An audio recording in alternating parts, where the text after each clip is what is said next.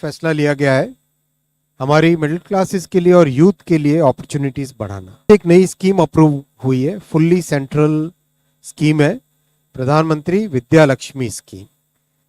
This scheme basically empowers the youth and middle class.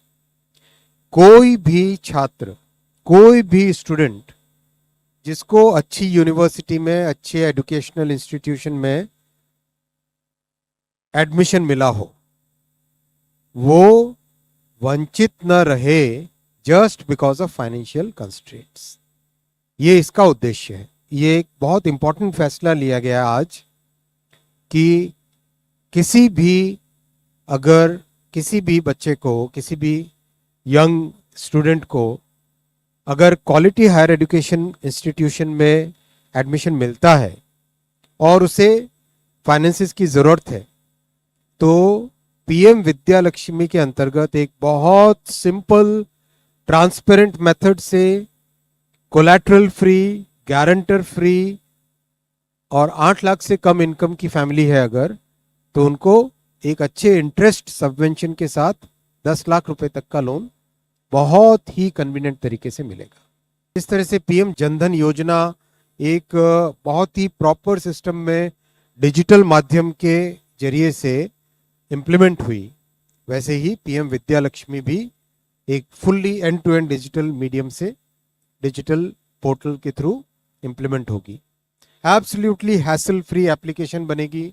शायद 2-1 पन्ने का बहुत सिंपल सा फॉर्मेट होगा और वेरिफिकेशंस हम जानते ही ऑलरेडी डिजी लॉकर और बहुत सारी व्यवस्थाएं बन चुकी हैं और कई सारे स्टेट के education boards already digi locker के साथ जुड़ चुके हैं। सो in a sense, a very simple and very student friendly and transparent system will be developed so that no student is ever denied of good education. और इस फैसले से मेरा मानना है कि हमारे नौजवानों को बहुत बेनिफिट होगा और 1 लाख स्टूडेंट्स को हर साल कवर किया जाएगा इसमें, और एकदम ट्रांसपेरेंट तरीके से इसमें इम्प्लीमेंटेशन होगा। हर साल डिपार्टमेंट ऑफ हायर एजुकेशन एक लिस्ट बनाएंगे जो हाई क्वालिटी इंस्टीट्यूशंस हैं उनकी, और उसका क्राइटेरिया भी एकदम क्लियरली डिफाइंड है।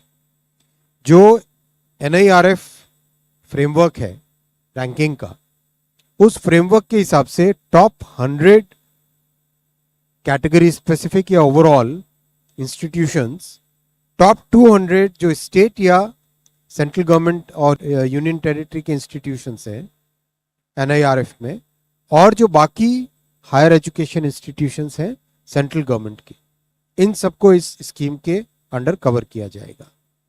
लोन एप्लीकेशंस बहुत ही क्लियर एक ट्रांसपेरेंट मेथड से होगी। जिन फैमिलीज की इनकम 8 लाख से कम है उन फैमिलीज को इसमें एलिजिबिलिटी मिलेगी और करीब 1 लाख स्टूडेंट्स को कवर किया जाएगा और 7.5 लाख का क्रेडिट गारंटी रहेगा। विच मीन्स मान लो कोई बैंक अगर इस लोन को असेस करता है एप्लीकेशन को, तो उस एप्लीकेशन में प्रैक्टिकली वो 7.5 लाख को तो गारंटीड लोन मानेगा, क्रेडिट गारंटी है, तो उसकी कॉस्ट कम हो गई, 3% का सबवेंशन हो गया। सो नेट 2.5 लाख रुपए की कॉस्ट लगाएगा बैंक, तो ओवरऑल जो कॉस्ट रहेगी बैंक के लिए, यानी स्टूडेंट के लिए क्रेडिट की जो कॉस्ट रहेगी, that will be significantly reduce. इसकी पूरी मॉडलिंग की गई है और मॉडलिंग के बाद में निकला है कि this is a very very attractive terms and conditions. तो ये एक बहुत ही महत्वपूर्ण फैसला आज लिया गया है।